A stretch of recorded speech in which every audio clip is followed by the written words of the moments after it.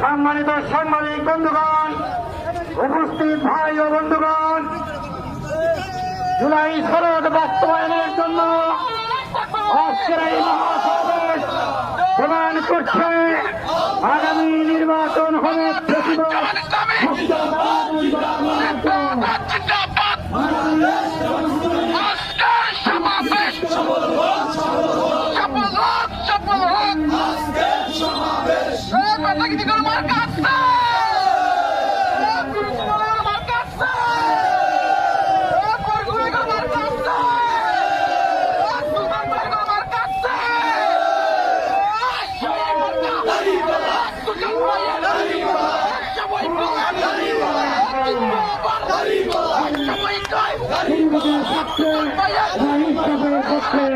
আন্দোলন সংগ্রাম ও নির্বাচনে অংশগ্রহণের আহ্বান জানিয়ে শেষ করছি।